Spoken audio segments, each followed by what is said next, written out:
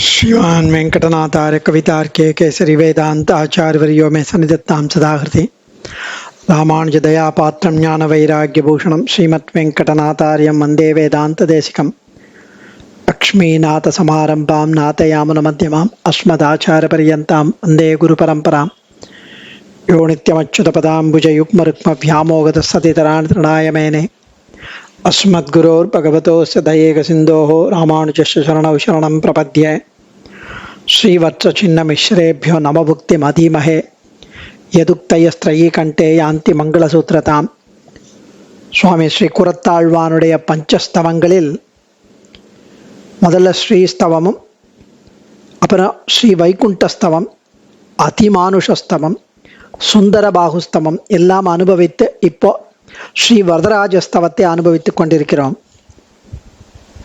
நேற்றைய தினம் 90வது ஸ்லோகம் அனுபவித்தோம். அதில் கேட்பதையெல்லாம் தர வல்லவனே பேரருளாளனே, இப்படி ஒரு வஸ்துவை கேட்பது ஏதோ நூற்றுக்கணக்கான கெட்ட வாசனைகளின் துர்வாசனைகளின் கர்ம வாசனைகளின் காரணமாகத்தானா இருந்திருக்கும் என்று தேவரீர் பொறுத்தருள வேண்டும், அதை அருள வேண்டும் என்று தெரிவித்த சுவாமி இப்போ 91வது ஸ்லோகத்தில் ரொம்ப அழகா நமக்கு உபதேசம் பண்ற மாதிரி ரொம்ப அழகா தெரிவிக்கிறார்.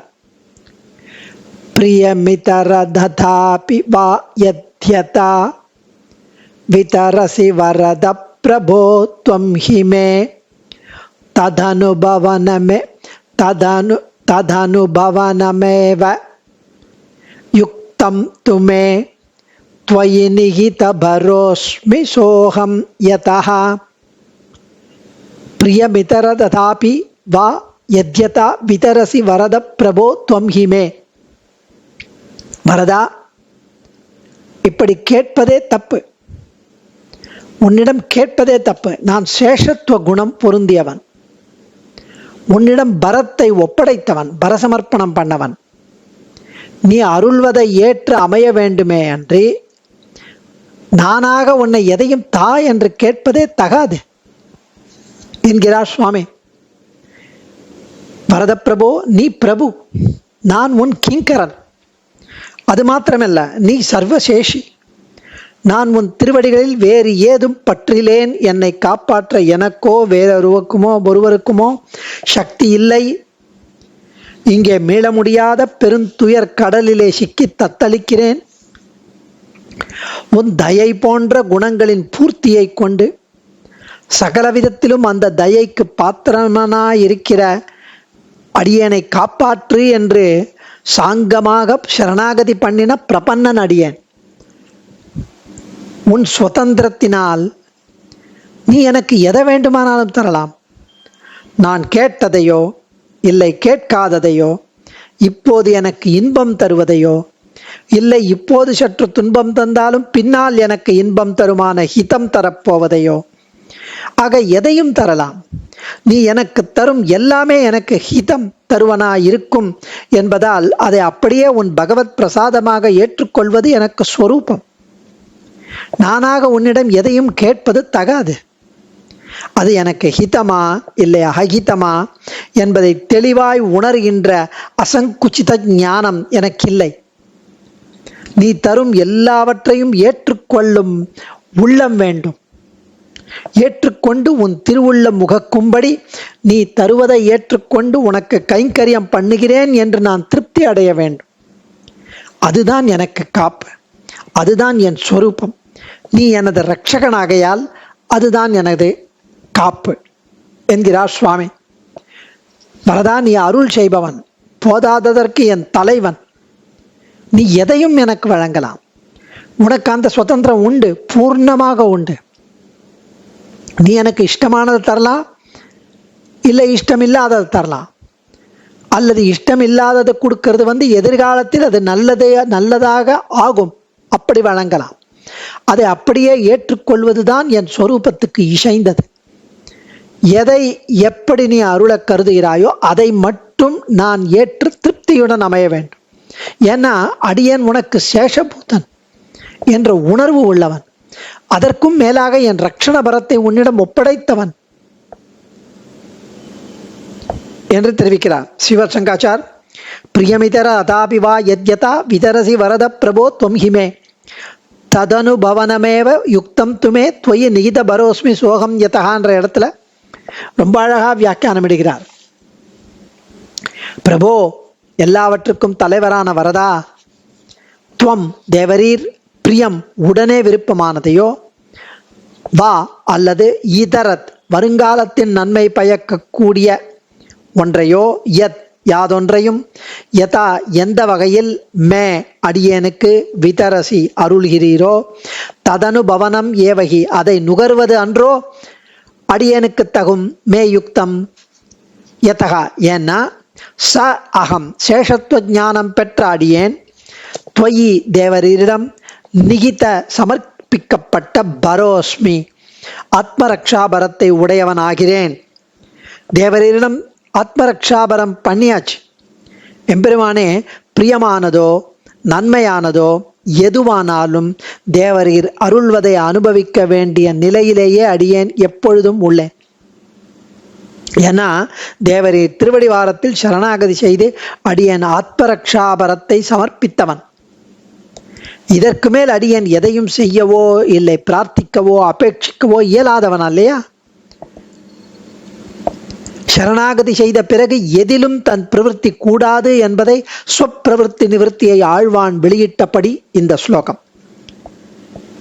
இப்போது அது நல்லதாக தோன்றுவது பிரியம் எனப்படும். நமக்கு நல்லது கொடுத்தா, இப்ப நல்லது கொடுத்தா அது பிரியம்.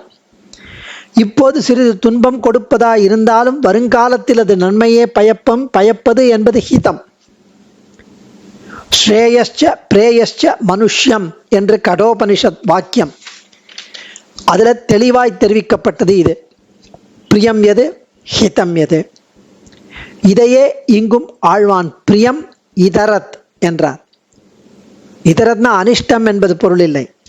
இப்போ இன்பம் இல்லை, பிற்காலத்தில் அது இப்போ துன்பம் கொடுத்தாலும் பிற்காலத்தில் அது நன்மை பயக்கும். இங்கு நன்றே வருவதெல்லாம்னு விளக்கிய போது ஸ்ரீ சுவாமி தேசிகன் ரகசிய ரத்னாவளி ஹிருதயத்தில் யாவச் சரீரபாதம் நமக்கு வருபவையெல்லாம் பிரிய ஹித விசேஷங்கள் என்று பிரீத்தராகிறபடி என்ற அவதாரிகையுடன் இந்த ஸ்லோகத்தை, அதாவது குரத்தாழ்வான் ஸ்லோகத்தை முழுவதுமாக எடுத்து உதாரணம் கொடுத்து சேவித்து உண்மையான பொருள் அங்கே தெரிவிக்கிறார். கோர மாதவம் செய்தனன் கொல் அறியேன் அப்படின்னு அமரநாதிபிரான் 5வது ஸ்லோகத்தில் முனிவாகன போகத்தில் வியாக்கியானம் பண்ணும் போதும் இதே ஸ்லோகத்தை எடுத்து உதாகரித்துள்ளார் சுவாமி. இந்த பெரிய பேரு கோர மாதவம், இந்த பெரிய பேரு பெருகைக்கு அயோக்கியனான நான், ஆழ்வார் சொல்றாராம். கோர மாதவம் செய்தனன் கொல் அறியேன், இந்த பெரிய பேரு இன்பம் பெருகைக்கு அயோக்கியனான நான் இதற்கு அனுரூபமாய் அமோகமாய் இருப்பதொரு மகா தபஸை பண்ணி பெற்றேன் அல்லேன். தபஸ் ஒன்றும் பண்ணலையே.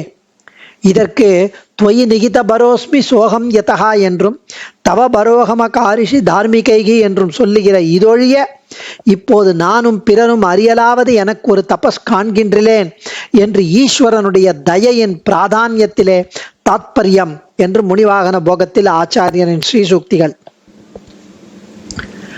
அவனுடைய தயை அது. எம்பெருமான் சில சமயம் சரணாகதர்களுக்கு சில கஷ்டங்களை கொடுக்கக்கூடும், சில உபக்லேசங்களை கொடுக்கக்கூடும். இவை எல்லாம் பிராரப்த துஷ்கர்மங்களின் பலனாக வேலிட்டு பாயும் அது முள்ளிட்டு பாயும் கணக்கிலே என்றபடி வேலால் குத்தி கொல்ல வேண்டும் பெரும் பிழையை நாம் பண்ணியிருந்தாலும் சரணாகதி செய்ததால் முள்ளால் நோவுபடச் செய்து லகுவான தண்டனை அளிப்பது போல லகுர்தண்ட பிரபன்னஸ்ய ராஜபுத்திராபராதவத் என்ற ஆச்சாரியர் அருளி செய்தபடி தண்டனை விசேஷமாய் சிக்ஷா விசேஷமாய் கொண்டு நன்மையே செய்ததாய் இங்கு பாவிக்க வேண்டும். இப்படி கொஞ்சம் லகு தண்டனை கொடுத்து நமக்கு அவர் நம்மளை திருத்தி பணிகொண்டு நன்மை செய்விக்கிறார் என்று பாவிக்க வேண்டும். இதை இந்த பிரகரணத்தில் ஹரிர் துக்கானி பக்தேபியோ ஹித புத்தயா கரோதிஹி சாஸ்திரக்ஷாராக்னிகர்மாணி ஸ்வபுத்திராய பிதா யதா என்ற வச்சனத்தை எடுத்துக்காட்டி வேதாந்த தேசிகன் ஸ்ரீ ரகசிய ரத்னாவளி ஹிருதயத்தில் விளக்கியுள்ளார். அதாவது புறையோடிய கட்டி, செப்டிக் ஆயிட்டு ஒரு கட்டி பையனுக்கு வந்திருக்கு.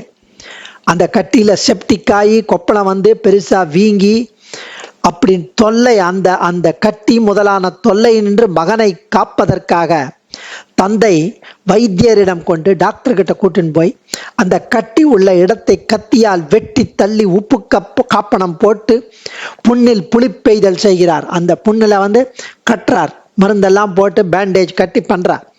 அப்போது அது எரிச்சலையும் வலியையும் தாங்க முடியாத நோவையும் அளித்தாலும் தந்தை செய்வது ஹிதமே என்று மகன் உணர்கிறான். அதுபோலத்தான் இங்கும் நாம் உணரக்கூட கடவன். இது விரோத பரிகாரத்திலும் 98வது பிரகரணத்தில் வேதாந்த தேசிகன் தெரிவிக்கிறார். ஆக எம்பெருமான் செய்வது யாவும் நன்மைக்கே.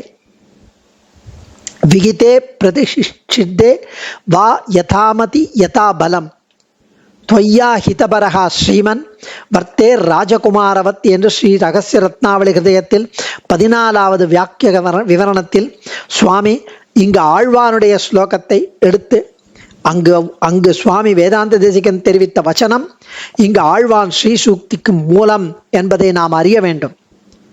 இப்படி எம்பெருமான் சில சமயம் நமக்கு கஷ்டங்கள் கொடுத்திருந்தாலும் பிரபத்தி பண்ண அப்புறம் இவை யாவும் பிராரப்த துஷ்கர்மங்களின் பலனாக வேலிட்டு பாயுமது முள்ளிட்டு பாயும் கணக்கிலே என்று வேலால் குத்தி கொல்ல வேண்டும் பிழையை நாம் செய்திருந்தாலும், பெரும் பிழையை செய்திருந்தாலும் முள்ளால் நோவுபடச் செய்து லகுவான தண்டனை அளிப்பது போல என்று நினைத்து அதை விசேஷமாக சிக்ஷா விசேஷமாய் கொண்டு நன்மையே செய்ததாய் பாவிக்க வேண்டும் என்று சிவசங்காச்சார் அனுபவிக்கிறார்.